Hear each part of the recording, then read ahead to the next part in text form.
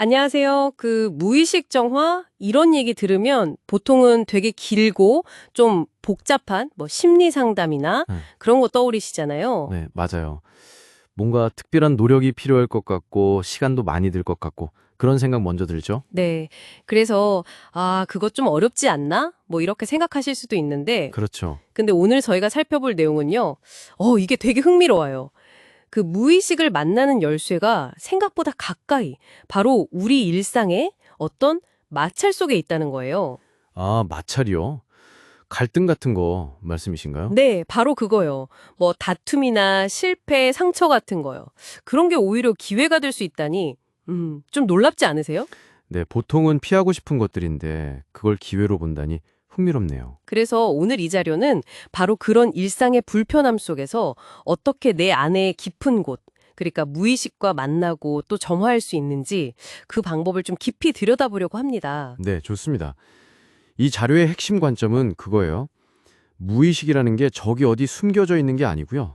그런 게 아니라, 네, 오히려 외부 세계와 부딪힐 때 예를 들면 다른 사람과의 다툼, 아니면 예상치 못한 실패, 상처 같은 거 있잖아요. 네. 그런 상황에 대한 나의 반응, 그걸 통해서 무의식이 모습을 드러낸다는 거예요. 그러니까 똑같은 일을 겪어도 유독 나만 더 크게 반응하거나 힘들어한다면 그게 바로 내 안에 무언가가 건드려졌다는 신호일 수 있다. 이런 거군요. 정확합니다. 남들은 괜찮다고 하는데 왜 나만 유독 이 부분에서 이렇게 힘들지? 이렇게 스스로 질문하는 것. 그게 시작인 거죠. 근데 뭐랄까 본능적으로는 그런 마찰 피하고 싶지 않나요? 사실? 당연하죠. 대부분 피하려고 하죠. 그런데 이 자료는 바로 그 강렬한 반응들, 네, 유독 나만 힘들게 하는 그 지점들이 어쩌면 내면 깊숙이 억눌렸던 감정이나 기억의 어떤 잔재일 수 있다고 보는 거예요. 억눌린 감정이나 기억이요? 네. 과거에는 이런 걸 좀, 불교의 업이나 기독교의 죄처럼 약간 부정적인 거, 없애야 할 거, 이렇게 보기도 했었잖아요. 맞아요. 뭔가 잘못된 것처럼 느껴지기도 하고. 그런데 이 자료는 관점을 완전히 바꾸라고 제안하는 거죠.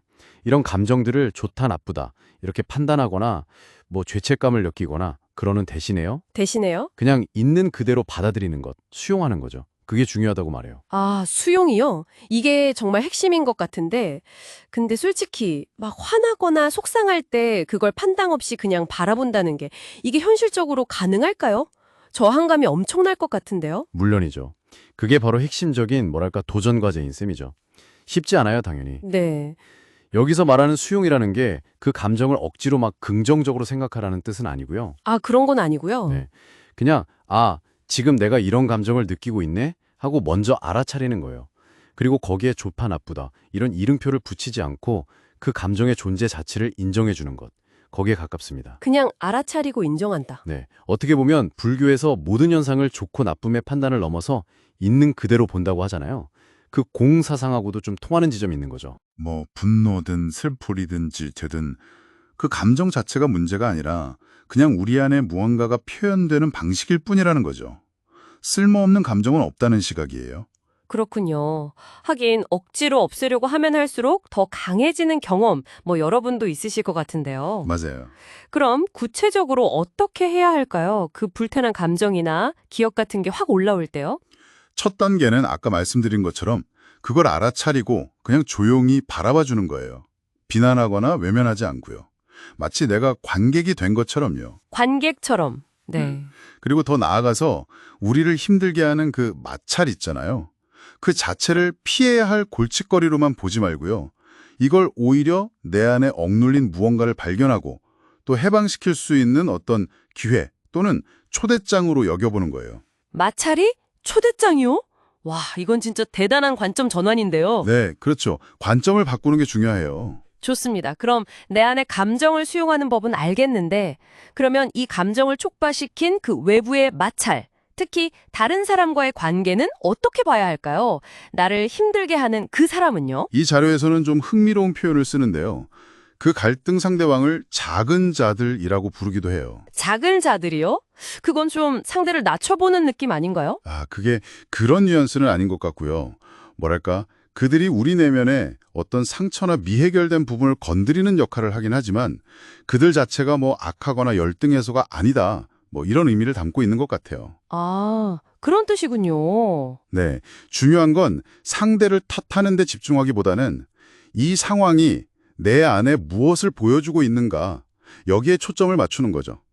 그리고 그 상황에 대한 나의 반응마저도 존중하는 마음으로 수용하는 태도, 그걸 이야기합니다. 결국 다른 사람과의 관계 속에서 나타나는 내 안의 반응을 거울처럼 비춰보고 그걸 판단 없이 받아들이는 연습을 계속하라는 거네요.